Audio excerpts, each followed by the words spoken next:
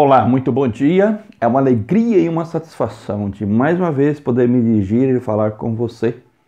E para esta devocional eu quero ler a palavra do Senhor ao seu coração no livro de Apocalipse, capítulo de número 11. Os versos 15 na sua parte B até o verso 18. Me acompanhe nesta leitura. O reino do mundo se tornou de nosso Senhor e do seu Cristo, e ele reinará pelos séculos dos séculos. E os 24 anciãos que se encontram sentados no seu trono diante de Deus, prostraram-se sobre o seu rosto e adoraram a Deus, dizendo: Graças te damos, Senhor, Deus Todo-Poderoso, que és e que eras, porque assumiste o teu grande poder e passaste a reinar.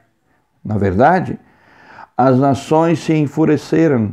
Chegou, porém, a tua ira e o tempo determinado para serem julgados os mortos, para se dar o galardão aos teus servos, os profetas, aos santos e aos que temem o teu nome, tanto aos pequenos como aos grandes, e para destruíres os que destroem a terra.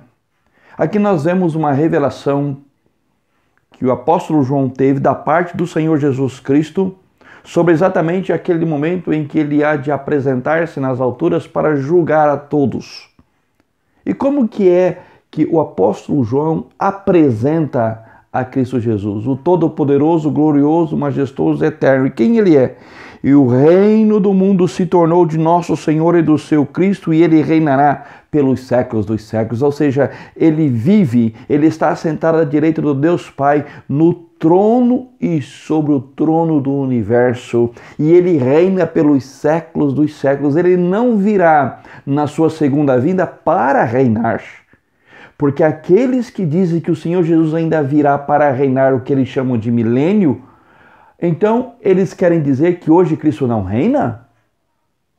Logo, é importante que você veja e observe que aqui o texto deixa-nos muito claro, e continua o ensinamento dizendo: E os 24 anciãos que se encontram sentados no seu trono diante de Deus, prostraram-se sobre o seu rosto e adoraram a Deus, dizendo: Graças te damos, Senhor Deus Todo-Poderoso, que és e que eras, porque assumiste o teu grande poder e passaste o quê?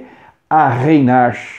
Ele passou a reinar, ele reina, e ele é o Senhor, o Deus Todo-Poderoso, aquele que era, que é e que há de vir, como ele mesmo se revela no início deste livro, lá no capítulo 1, no versículo de número 8, eu sou aquele que era e que é, eu sou o primeiro e o último, eu sou o Todo-Poderoso.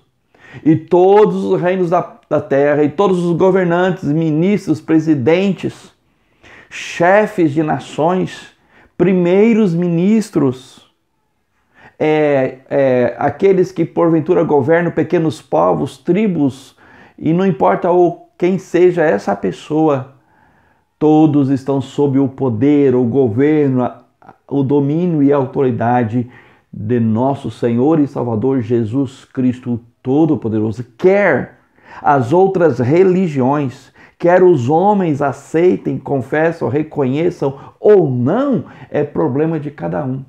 Porque veja só o que é que registra o versículo de número 8. Na verdade, versículo 18, na verdade, as nações se enfureceram, chegou, porém, a tua ira e o tempo determinado para serem julgados os mortos. Ou seja, as nações se viraram e se viram contra o Senhor, o Deus Todo-Poderoso, e contra os seus servos, os seus escolhidos, os seus eleitos, os seus salvos, os seus remidos, os lavados e purificados pelo sangue do Cordeiro. As nações se revoltam contra eles, conforme nós estamos vendo, especialmente nos dias de hoje, e sobretudo no nosso país.